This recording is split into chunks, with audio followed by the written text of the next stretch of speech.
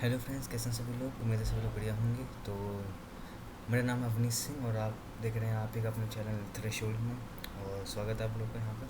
तो आज हम लोग करने जा रहे हैं class 10 CBSE maths chapter number 7 coordinate geometry का एक और PYQ, जो कि क्वेश्चन नंबर 5। और ये क्वेश्चन 2011 में पूछा जा चुका है। तो बहुत इंटरेस्टिंग क्वेश्चन है। तो देखते हैं क्वेश्चन क्या कहता है। क्वेश्चन कह रहा है determine the ratio in which the line 3x + y - 9 = 0 device the segment joining the points 1,3 and 2,7। तो ये हमें रेशियो पता लगाना है कि ये लाइन जो है ये इन दोनों पॉइंट को कितने उसमें रेशियो में बांट रही है, वही रेशियो हमको बताना है। तो मैं मान लेता हूँ कि let the ratio B K:1 है ना। K:1 हम मान लेते हैं। जब हमें कोई रेशियो नहीं दिया जाता तो हम K:1 मान लेते हैं, है ना। तो अब हमें क्या करना है, हम इन दोनों पॉइंट्स में क्या लगाएंगे, सेक्शन फॉर्मूला लगाएंगे। और सेक्शन फॉर्मूला लगाने के बाद हमें रेशियो क्या पुट करने हैं, ये। तो m/n की जगह हमें K:1 बस पुट कर देना है। तो सेक्शन फार्मूला होता था, अगर मुझे x कोऑर्डिनेट के लिए निकालना है तो होता था mx2 + nx1 अपॉन में m + n। अगर मुझे y के लिए निकालना था तो मैं लिखूँगा y = my2 प्लस का ny1 अपॉन में m प्लस में n। ठीक है। तो यहाँ पे रख रहा है, एक पॉइंट है मेरा a, मैं इसे a मान लेता हूँ। और एक मेरी लाइन है जिसका दूसरा पॉइंट है मेरा b। और a को मैंने मान लिया है 1,3 और b को मैंने मान लिया है 2:7। अब यहाँ पे होगा क्या, अब मैं सेक्शन फॉर्म लगाऊंगा। तो ये जो है ये डिवाइड हो रहा है बाय पॉइंट, मान लेता हूँ मैं o। और किस लाइन से डिवाइड हो रहा है, ये डिवाइडेड बाय हो रहा है a line which is 3x + y - 9 = 0। अब हमें करना क्या है, हमें इसको सेक्शन फॉर्मूला लगा के हमें इसके x और y कोऑर्डिनेट निकालने हैं। ऑफ कोर्स k के फॉर्म में आएंगे और इसमें पुट कर देने हैं, तो हमें k की वैल्यू मिल जाएगी। और जब k की वैल्यू मिल जाएगी तो हमें रेशियो पता लग जाएगा। तो हमें अल्टीमेटली यही करना है। तो हम देखते हैं कि कोऑर्डिनेट्स के निकलते हैं। ठीक है। तो कोऑर्डिनेट्स निकालने के लिए हम सेक्शन फॉर्मूला लगाएंगे। तो अब तो मैं मान लेता हूँ ये मेरा है x2, ये मेरा है y2, ये है मेरा x1 और ये है मेरा y1। ठीक है। तो मैं लिखूँगा x = तो ये मैं लिखूँगा m क्या था मेरा k, मेरा आता है x2 की जगह मैं लिखा है 2 प्लस में n की जगह 1 और फिर x1 की जगह मैं लिखा है 1 अपॉन में k प्लस में 1। तो अब हमें इनको ऐड करना है।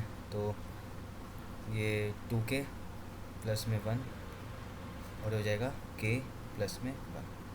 तो x तो सॉल्व हो गया, y सॉल्व करते हैं। तो y हमारा हो जाएगा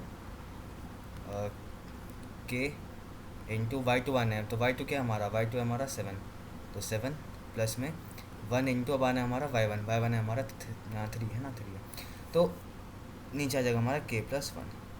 अब इसको भी सॉल्व करते हैं तो ये हो जाएगा 7k प्लस में 3 अपॉन में k प्लस का 1।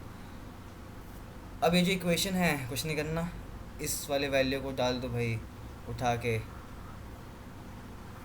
इसमें, और इस वाले वैल्यू को उठा के डाल दो किधर, इधर। अरे यार पता नहीं क्या हो रहा है, उधर लेके आ रहे होते तो जा नहीं रहे हैं। बताओ क्या क्या होता रहता है आजकल।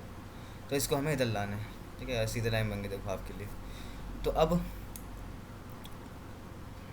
वैसे तो मैं इसका इक्वेशन मान लेता हूँ कुछ 1 और ले लेते हैं फिर पुट। वैसे अंग्रेजी लिखनी पड़ती है मैथमेटिक्स में, क्या कर सकते हैं अब। तो पुट x, y इन 1, बस सिंपल से स्टेटमेंट लिख दो और डाल दो वैल्यू। ऐसे लिखने की ज़रूरत है भी और नहीं भी है, पता नहीं, अब एग्ज़ाम में डिपेंड करता है, काट भी सकता है नहीं भी काट सकता है नंबर लिखने के। अब गुस्से मूड में होगा तो कुछ भी काट देगा कहीं पर भी।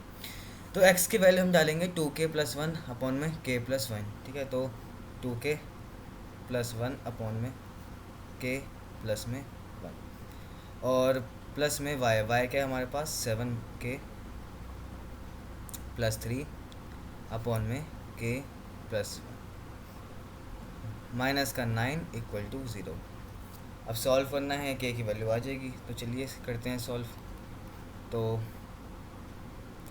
6k प्लस में 3 अपॉन में के प्लस 1 प्लस में 7k प्लस 3 अपॉन में के प्लस 1 माइनस का 9 इक्वल टू 0। अब ये माइनस का 9 मैं उधर ले जाता हूँ तो ये प्लस का 9 बन जाएगा।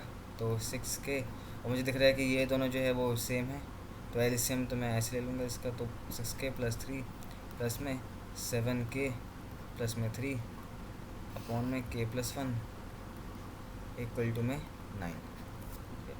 अब इस चीज़ को जो है इधर भेज देते हैं, तो बन जाएगा 6k प्लस 7k 13k, तो 13k और 3 3 ये 6 इक्वल टू में 9k प्लस का 9। अब ये 9k इधर जाएगा तो 13k, तो ये बन जाएगा माइनस का 9k इक्वल टू में 9, और ये प्लस का 6 इधर माइनस का 6, तो 13 minus 9 is 4k equal to में 3, एंड देन k की वैल्यू आ जाएगी हमारे पास 3 अपॉन में 4। तो जो रेशियो है वो आ गया हमारा 3 अपॉन में 4, यानी कि 3:4 है ना, 3/4 कह दीजिए, 3:4 कह दीजिए।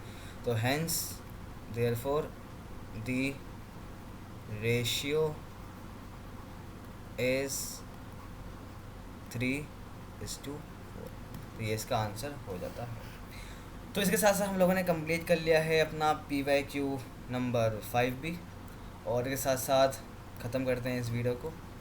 देखने के लिए आप लोगों का बहुत बहुत शुक्रिया, बने रहने के लिए बहुत बहुत धन्यवाद। इस तरह चैनल बने रहिए, और मैं आपके लिए और भी PYQs लाता रहूँगा, इस चैप्टर के भी और अगले चैप्टर्स के भी जो बचे गए हैं।